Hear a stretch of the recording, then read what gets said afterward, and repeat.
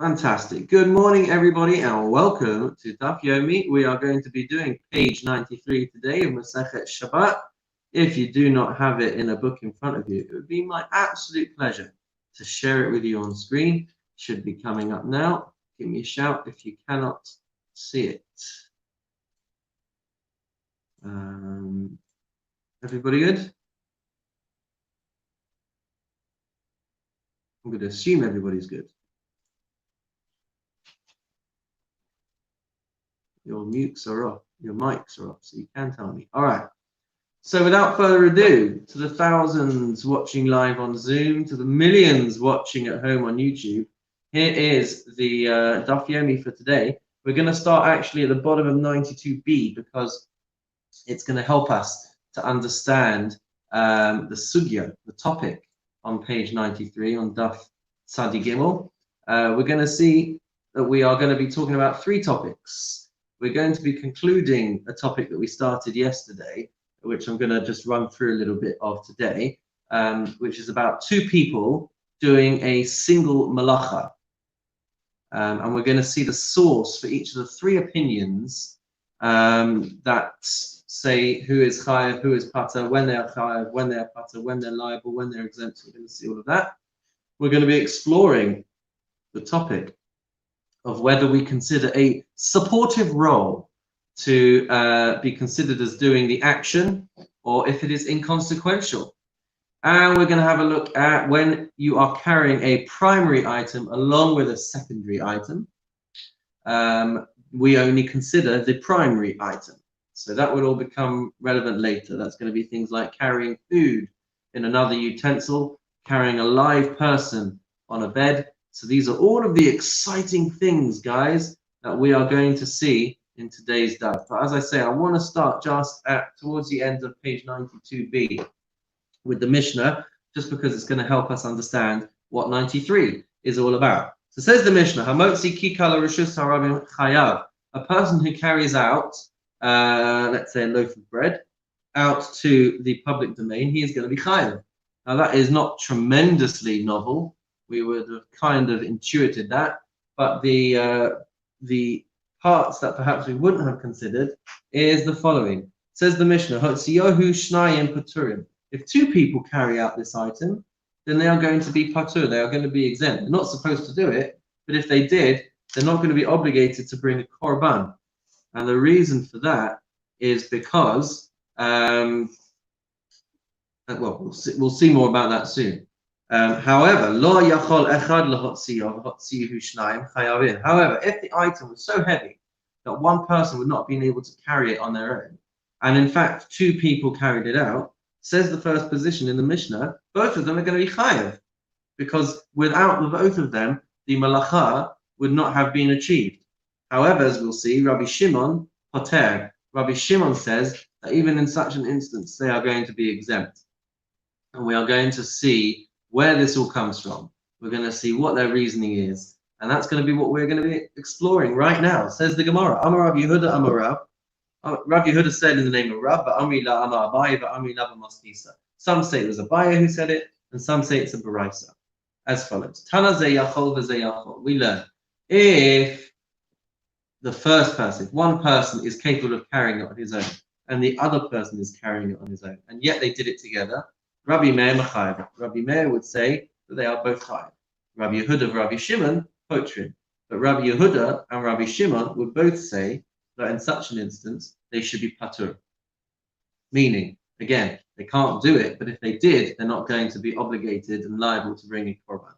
Ze'eno yachol wa ze'eno yachol. What if both of them would have been unable to lift the item on their own and carry it? Rabbi Yehuda and Rabbi Meir Mechayevim. Rabbi Yehuda and Rabbi Meir both say chayav. Rabbi Shimon poter, and Rabbi Shimon would still say that he is exempt. Ze yachol ze eno yachol. What about a person? One person is able to carry it on his own, and one person is not able to carry it on his own. Divrei hakol chayav. Then they would all agree in that instance that they should be chayav. Tani nami hachi. We have another brayso that tells us this. Hamotzi kikala rishus harabim chayav. As we saw in our Mishnah, a person who carries out a loaf of bread to the public domain is chayav. Hotziyu shnayim. If they both brought it out, Rabbi Meir Machayev, Rabbi Meir would say that he is liable. Rabbi Yehuda Omer, If one of them would not have been able to take it out on his own, and both of them brought it out, then they will be chayav. And if not, then they will be pater. So this is just echoing in a different style the information that we've already seen. Rabbi Shimon pater. Rabbi Shimon would also say pater. So now today's sugya really starts over here. Today's topic really starts over here, which is why I wanted us to see those opening lines. Minahani Mili. Where are they getting these opinions from? They're all getting it from the same pasuk. The Tanu Rabbanon. We have the rabbis teach us. There is a pasuk. I'll read us the full pasuk. The nefesh achas techata bishkaga meyam haaretz ba'asosa achas memitzvos Hashem asher na'aseh asenu v'Hashem. So, if one person among the common people sins unwittingly by performing it, any one of God's commandments not to be done, they will be guilty. So, this is how they learn this pasuk. The pasuk says ba'asosa. The pasuk says by doing it, which means ha'osa es kula v'lo ha'osa es miktsasa, which means that one person has done the entire malacha and not just part of it. So the Gemara asks, Ketzad, how are we to understand this? If there are two people who are holding a pitchfork and they are turning over the stalks of grain, which you're not allowed to do, because that is called ma'amer, one of our 39 malachas, or the karka v'shoftim, or they are both holding what they call here a shuttle and weaving the threads of the warp, or b'kumis v'kosin, or they're both holding a quill and they are writing, but bakana, or they're both holding a reed, or they're both holding a reed and they carry it out to the public domain. So the Gemara entertains the possibility. I would have thought they should be chayav because they are doing a malacha. Tamid loma ba'asosa, but the pasuk says ba'asosa, by performing it, which the Gemara learns out ha'osa es kula v'lo ha'osa miktsasa, that they have done the whole malacha and not only part of it.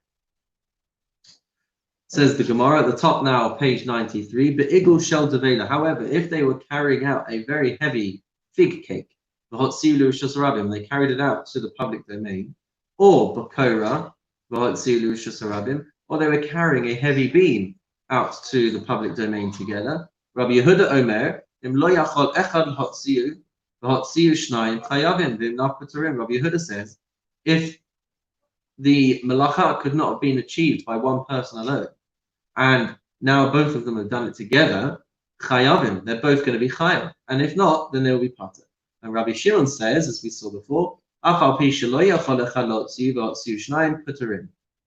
even if it was not the job for one person, it needed both of them, and they both did it, then they are still both going to be pater, they're going to be exempt from any liability to bring a sacrifice. This is what the pasuk was telling us. When the wording of the verse said, by doing it, yachid she'asar chayev, an individual who does it is going to be liable. Shnayim she'asoha paturim. But if two people do it, then they are going to be exempt.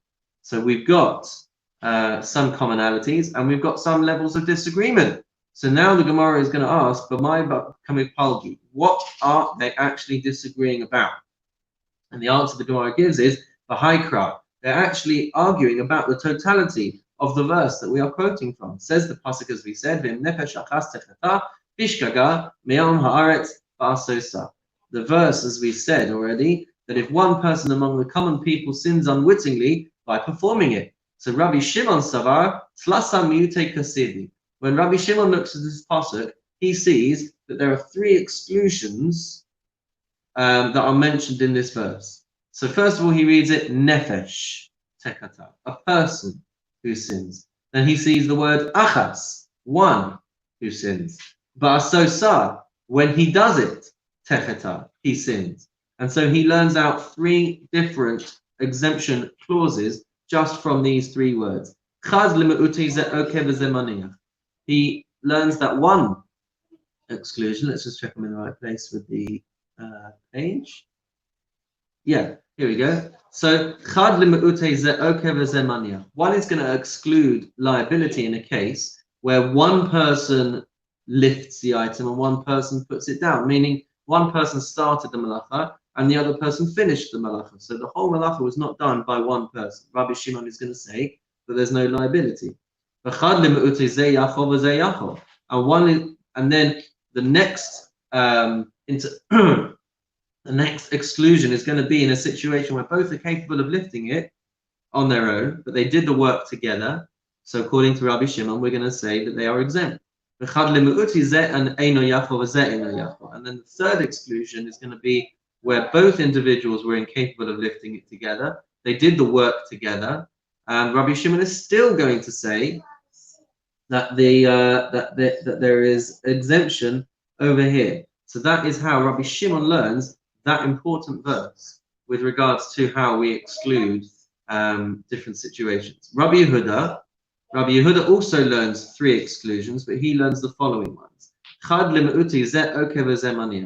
Just like Rabbi Shimon, he says that if one person starts the malacha and the other finishes the malacha, then there's not going to be liability to bring a korban.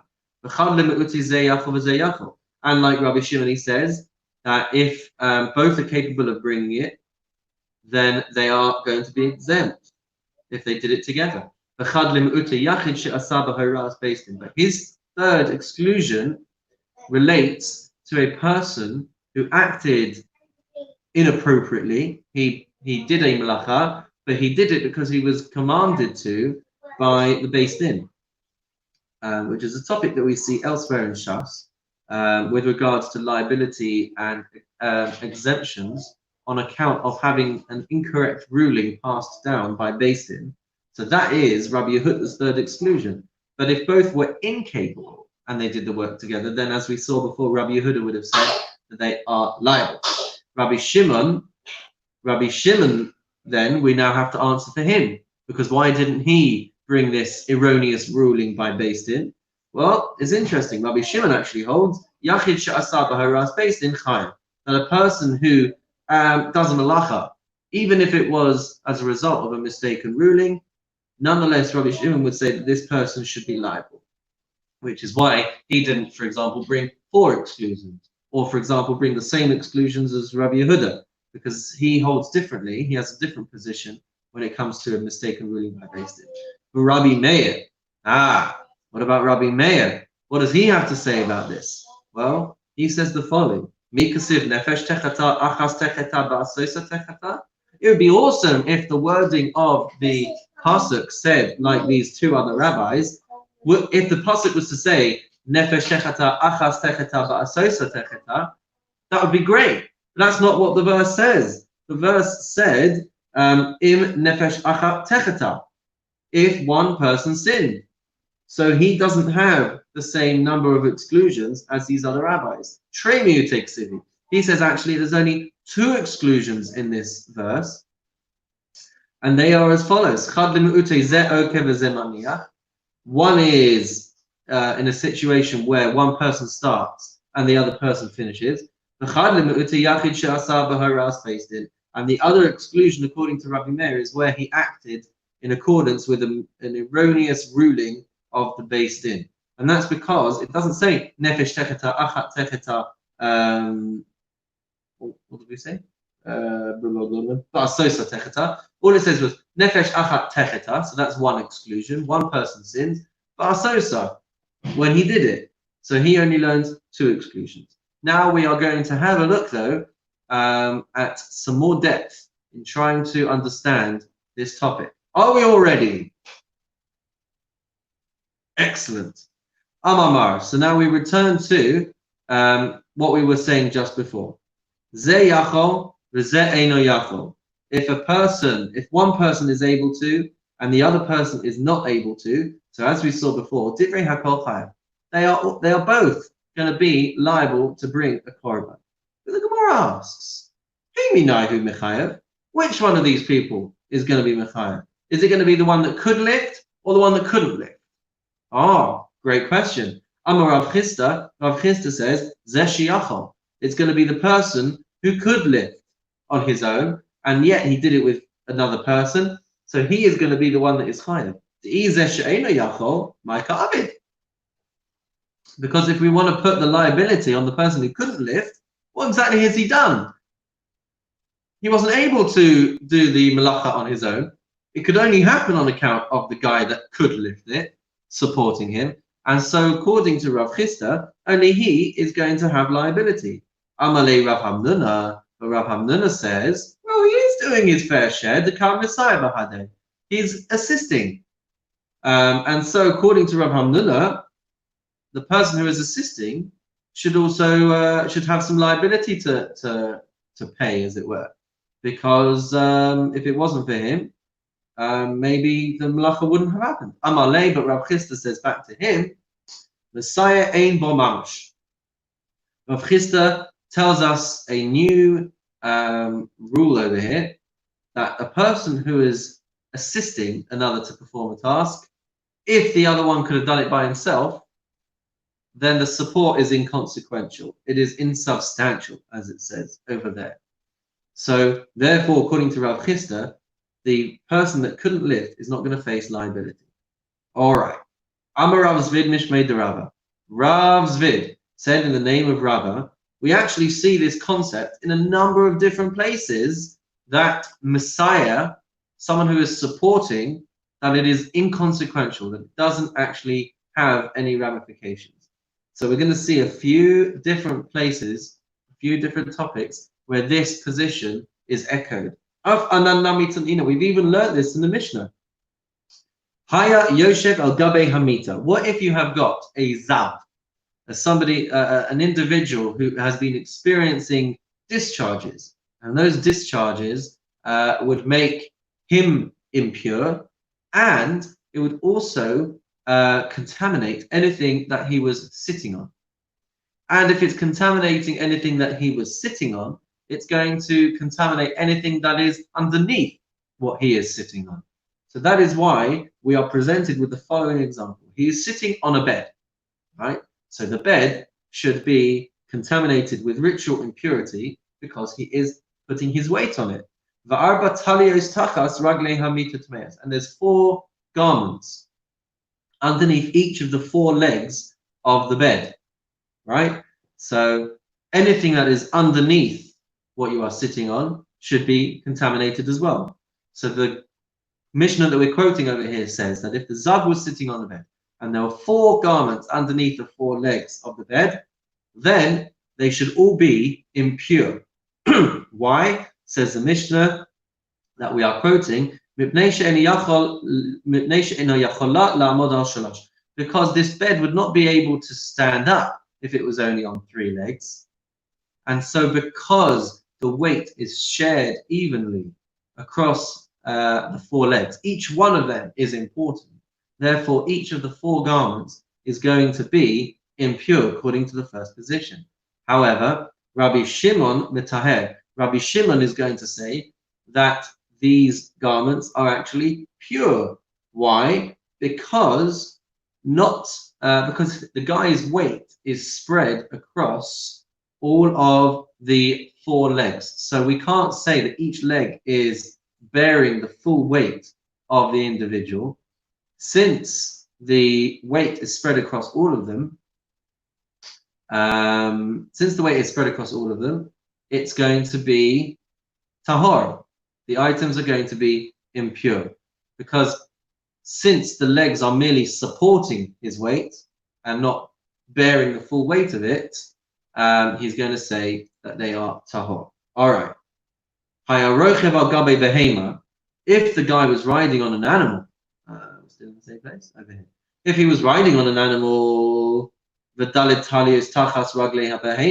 and there were 4 garments under each of the 4 legs of the animal, so now we have a situation where the Mishnah would say taharos, that the garments are going to be pure. Why? Because the animal is capable of standing on 3 legs.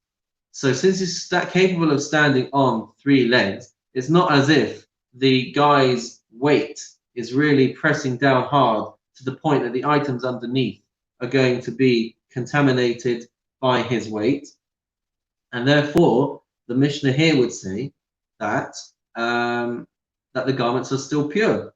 And the Gemara asks, "Va'amai, why should they be pure? The legs are all supporting each other and supporting the weight of the zav."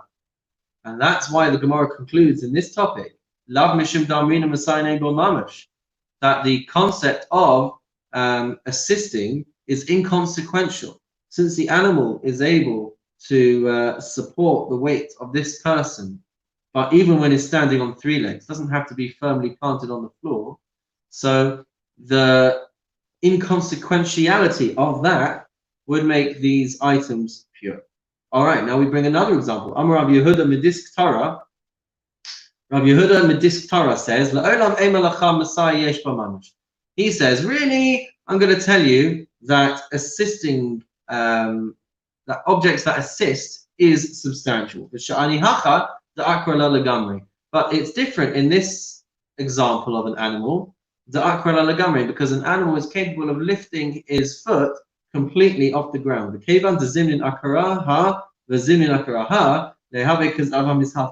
And since the animal is able to lift 1 foot up sometimes, and another time it lifts up another foot, so then it has a different kind of status, and that status is of a zav who is shifting his weight around. And we're going to see that there's another Mishnah, Milot Nanan. Have we not learned that? That if you've got a zav who is lying on 5 benches, or al hey kundal, so he's lying on 5 money belts. So la'orcham tmeim, if he's lying lengthways across these items, then tmeim, because they're all receiving his weight. Larachban tahorim, but if he is lying widthways along these items, then tahorim, then they are going to be tahor. Yashan, but if he's asleep, safek misapich aleim tmeim. So now there's a doubt whether he's rolling around during his sleep, and so out of a doubt, we would say that these items are tameh. So the Gemara proves again, or demonstrates again, that this is because of our concept, that an object that assists is inconsequential, it is insubstantial. And so that is why the conclusions are being reached in these other sources. So now as we turn the page, we have another one. Amar Rav Papi Mishmei de Rava. Rav Papi said in the name of Rava, we've got another case for this. Rabbi Yossi Omer, Rabbi Yossi says, Hasus matame al yada, that a horse is going to contaminate the items underneath, right? So we've got a zav sitting on a horse, and we've got an item underneath 1 set of feet. So Rabbi Yossi says that it's going to matame, it's going to contaminate items underneath if they are underneath the horse's front legs only, not if it's underneath the horse's hind legs. Hachamur, it's actually interesting. I remember seeing that biologically, the front, what we would call legs of an animal, are actually its hands. And the hind legs are the animal's legs, which is why it's accurate for the Gemara to say over here, Hasus matame al yadav. The sus is, the horse will contaminate if it's underneath its hands, because its front legs are actually its hands. Hachamor, if you don't believe me, check it out on Google. Hachamor al raglav, if a donkey is standing on its hind legs, then it is going to contaminate the items underneath. But again, not if it's under the donkey's front forelegs. Why? Shimshanes hasus al yadav, because an animal, a horse puts its weight foremost on its front legs, and a donkey puts its weight primarily on its hind legs. And so since that is where the primary pressure is coming from this animal, the zav will contaminate the items only underneath those legs. To which the Gemara asks again, why should that be the case? How come all the legs are supporting each other? And so we conclude again, Lav Mishum Damun Masai Ein Bo Mamash. Now it's because we have our concept that something that is in a supporting state is inconsequential and unsubstantial. Amar Ravashi brings another supporting proof. Af Ananami Tanina. We have another Mishnah, Rabbi Eliezer Omer. Rabbi Eliezer is going to be talking to us now about a Kohen serving in the temple. They used to work barefoot, and their feet had to be touching the ground when they were performing their avodah. What they weren't supposed to be resting on anything else. So Rabbi Eliezer Omer, Raglo achas ala kli, if the Kohen has got 1 foot on a vessel, Raglo achas ala ritzvah, and 1 foot on the floor, so what do you think is going to be the halacha over here? Is his work going to be valid, or is it going to be invalid? Raglo achas ala even, he's got 1 foot on a stone. Raglo achas ala ritzvah, he's got 1 foot on the floor.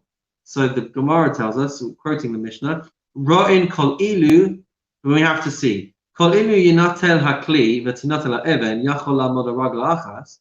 If we were to take away the stone, or we were to take away the vessel from underneath this, but swipe it away quickly, then is he going to lose his balance or not? That's going to be the determining factor. If he would be able to stand up, even if you remove the item from underneath his foot, avodasa kashera, then his work is going to be kosher. It's going to be valid. Why? Because clearly his primary support is still on the floor. V'imlav. But if he would lose his balance if you remove that item, then we're told avodasa psula. Then his work is going to be considered invalid. But am I? The Gemara asks again, why should this be the case? His feet are supporting each other, they're assisting each other. Says the Gemara, it's because we say that one who assists is insubstantial, it's insignificant, it's inconsequential. Since he had his balance from the foot on the floor, Rav Ashi is showing us that his work is going to be considered kosher. All good. Amaravina, we have another area where this becomes relevant. What about when it comes to the part of the process in the Beis Hamikdash of receiving the blood in a vessel? They would, as part of the korban process, they would sacrifice the animal and they would collect the blood in a cup or in a bowl. And that bit of work, that job had to be done with a person's right hand. What if he did it with his left hand? Well, that would be invalid. Okay, but what about in this example that the Gemara quotes for us now? Kibel biyamin of a small messiah. So if he receives the blood in his right hand, right? He's holding a bowl in his right hand, but he's got his left hand underneath it, which is supporting. So what do we think, guys? Is he going to have done valid work or invalid work? That's right. He is going to have been considered to have done avodasa kashera. So his service is still valid. Why? Why? His left hand is assisting the right hand. His service should be invalid. Says the Gemara, it's because, again, the same reason. Because one who assists is inconsequential, it's unsubstantial. Shmamina, I think the Gemara says, I've brought enough proof to demonstrate this fact. So now we go and we talk about another part that we were quoting before. Amamar, we're quoting again the Baraisa. Ze yachol v'ze yachol. If both people are capable of doing the work by themselves and they did it together. So Rabbi Meir, we said earlier, Michael says that they are going to be liable. We also saw that Rabbi Shimon would say exempt. But now we have the following question. There was the following question.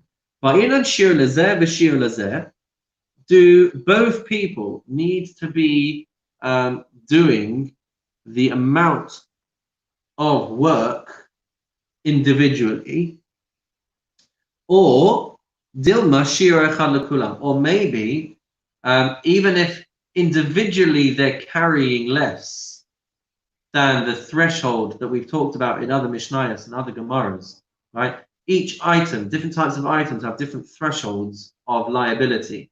So do we say in all of the situations where two people are doing a malacha together, that they have to individually be doing a full amount of work by themselves, or do we say that if the threshold has been reached, even if it was reached together, that they're both going to face liability? Amar Rav Papa Mishmei de Rava. Rav Papa said in the name of Rava, we've learned this as well. The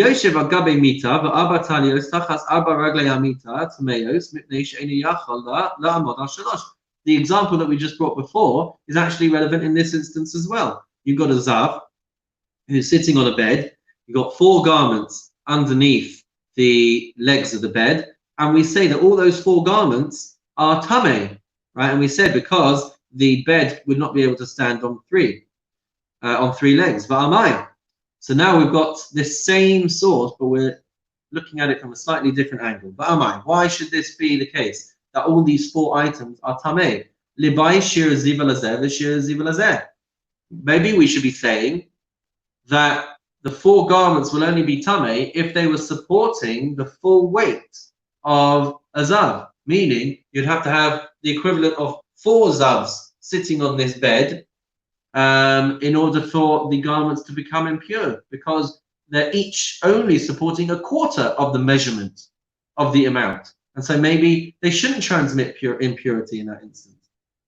So the Gemara shows us, Lav Mishim Damrina, Shir Echad Lekulan. It's because we actually say that it's one measurement for all of them to be able to impart the tumah. So in our example over here, when it comes to carrying something on Shabbos, even if they're sharing the load, as it were, in a way that it doesn't meet the threshold, if you were to divide it in 2, it wouldn't be big enough or heavy enough to make a person liable. However, we see that actually, because they together have carried out the requisite amount, that they're going to be liable. Okay, so now we've got another piece of evidence. Amar Rav Nachman bar Yitzchak. Rav Nachman, the son of Yitzchak, said, Af anan nami tanina. I've also got some evidence for you. Svi shenichnas lebayis. If we've got a deer that has run into a house, v'nal echad befanav, and one person goes and locks the door, which you're not allowed to do because that's the malacha of trapping an animal on Shabbos. So the Mishnah says chayav. That's quite logical. Okay, so Svi's run into a house, you've locked the door, you've trapped him inside, that person's going to be liable. Na lushnayim, but if 2 people lock the door together, paturin, then they're going to be exempt. Then the Mishnah that we're quoting continues, Lo yachol echad lino v'na lushnayim chayavim. But if the door was so heavy that it couldn't be locked by one person on his own, and 2 people come along and lock it together, says the Mishnah, chayavim, that they will be liable. Va'amai, says Rav Nachman bar Yitzchak. Why should this be the case? Le'boy shir tzeidah lazeh v'shir tzeidah lazeh. Let it be that they should only be liable if they have each, if you were to divide up the malacha, have they both done the required amount by themselves or not? And the Gemara says again, Lav mishum damrin on shir echad lekulam. The reason why we don't say this is because there's one shira for both of them. So that is why they're both going to be chayav for closing a heavy door, because we don't split it up and identify whether each one has done an amount on their own. Amar Ravina, Ravina says, Afanan nami tanina. I've got another piece of evidence for you. This is in relation to a situation where 2 people have stolen an animal and they have either slaughtered it or sold it. So we're told in the Torah that if a person steals an animal and then they slaughter it or they sell it on, that they are not only going to have to pay back the value of the animal, but we're told that depending on what kind of animal it is, they will have to add on 4 or 5 times the amount to the repayment, right? So that's if one person steals an animal. What if 2 people steal an animal? We're taught that if 2 people partner up and they steal an animal and then they go and slaughter it, then they're going to be chayav to pay this extra 4 or 5 times the value. And the Ravina says, why should that be the case? Maybe they should only be jointly liable if they steal 2 animals and they slaughter it or sell it on, right? At least then each of those individuals has done the required amount to reach the point of liability. And the Gemara concludes again, Lav mishum damrin on shir echad lekulam. It's because there's one size fits all. And so since they have both done that theft together and they have both done that slaughtering together, they are both going to be liable to the extra payment. Va'amar Rav Ashi says, oh, look at this, another piece of evidence. Af anam nami tanina. One of the things that I love about this, by the way, right? Sometimes it can get a little confusing, tracking all of the different topics and all of the different themes and having to learn all of these new concepts in the space of like a few lines. But if we appreciate the consistency of the Gemara's logic and the rabbi's logic throughout all of these different areas, then we start to understand how locked tight their logic really is. So it might be difficult to keep up with these different topics and to explore areas that we might never have heard of, or like how does it all tie together. What we're doing over here is we are presenting numerous sources which play out and are consistent in so many different areas. So in that respect, it's quite an amazing thing.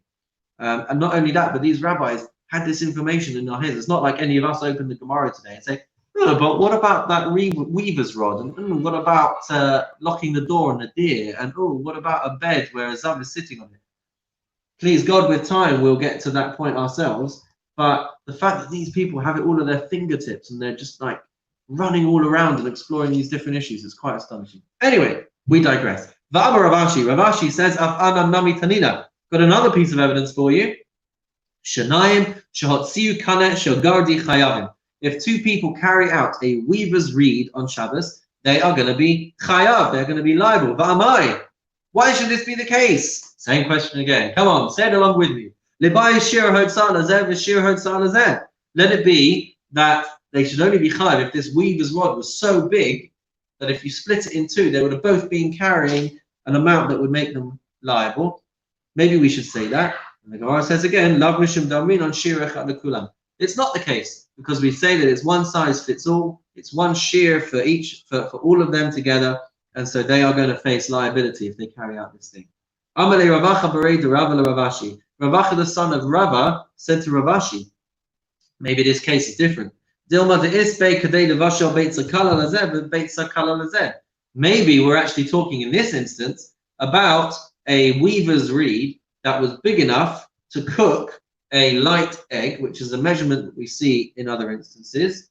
The threshold for liability is whether it's going to cook a light egg. So maybe this weaver's reed that they're carrying out is capable of cooking 2 light eggs, and therefore we can say that that's why the halacha is as it is, that if they both carried it out, then they're both going to face liability, because actually there's enough measurement for each of them.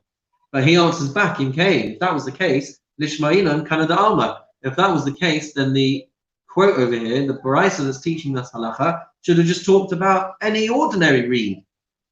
Because if we were talking about any ordinary reed, then we would say that the threshold is whether it's capable of providing fuel. If you were to burn it up, if it would be enough fuel to cook up this light egg, this chicken's egg. So if that was the case, then it should have just called it any old reed. My Shana Degardi. Why was it so specific, talking about a weaver's reed? So he says, maybe there's enough substance over here to be able to weave a cloth for one person and to be able to weave a cloth for the other person. So there's enough in it to be able to weave 2 pieces of cloth, and that is why the Brisa brings that threshold. But they conclude over here, he rejects this, and he says, oh no, he doesn't. Let me try that one again. So actually, in this particular instance, the Gemara cannot conclusively conclude that the reason why the halacha is as it is because it's not one size fits all. There are, as Rav Acha Berei de Rava was able to demonstrate, there are too many variances here. That means you cannot bring that as a concrete piece of evidence. So fine. All of the other cases demonstrate this proof. This one we can't use as a proof to say one size fits all, because there's too many variables, and maybe even though the halacha is correct, it might not be the reason that one size fits all. So fine, we've got a bunch of other proofs, so we can sleep easy tonight. Tani Tama Kamei de Rav Nachman. We also have another Brisa. It was taught before Rav Nachman. Shnaim shot siu kana shogadi paturim. 2 people who carry this reed, this weaver's reed, should be patur. Rabbi Shimon mechayev, and Rabbi Shimon would say chayev. Hang on a minute. He was extremely surprised. Klape liar. I think you got this the wrong way around, fellas. Says Rav Nachman, Ela ema chayavin v'Rabbi Shimon poter, which is why they were forced to amend this and to say that that the Rabbanon or the sages in this instance would have said chayav for Rabbi Shimon poter. A nice little way to end off that piece of Gemara. We'll take a look at the Mishnah, or the next Mishnah, but we're not going to start the Gemara. That we'll save for tomorrow's exciting installment. Let's just take a look at the words of the Mishnah though. Hamotzi ochlin pachos mikashir. If a person is carrying out food which on its own is less than the required threshold for liability, but the kli, he was carrying it in a vessel, he was carrying it in a cup or on a dish or whatever it is, the Mishnah says very interestingly, patur afala kli, you're going to be exempt. You're not going to have, you're not allowed to do it, but you're not going to reach a threshold for liability for a sacrifice. Why? Shahakli tefela lo. Even though you could say, well, he's carrying out a dish, so why should he not be chayav? The reason is that the dish is not considered part of the equation because the primary item that you wanted to carry was the food, and that was too small to be considered liable. And even though you're carrying it on a vessel, the Mishnah tells us you're going to be patur, you're going to be exempt. What about es hachai v'mita? If you're carrying out a live person on a stretcher, so a live person is able to walk by themselves. So what exactly is your carrying doing for this person? So that's why the position as we start off in the Mishnah, patur, you're going to be exempt afalamita, even if you're carrying out the stretcher with the person on top, because again, shamita tefela, you don't really need the stretcher there. The person is capable of walking by himself, and so there's not going to be liability for sacrifice, even if you're carrying the stretcher. Es hameis pamita chayav. If you are carrying a dead body on a stretcher, then you would be chayav, because over there you're trying to move the stretcher, you're trying to move the dead body. The dead body would not be capable of moving by itself, and that's why there will be liability. Presumably, I would imagine it would be the same if a person was unable to walk for some reason. If they were unable to take their own weight and they were only able to move about, if you were carrying them on a stretcher, I imagine there would be liability there as well. Similarly, if a person carries out an olive bulk's worth of a dead person, or a olive bulk's worth of a carcass, or a lentil-sized piece of a creeping animal, then you're going to be chayav for all of these things, because these are the thresholds that we need to be concerned about. Rabbi Shimon poter, Rabbi Shimon says you're going to be patur.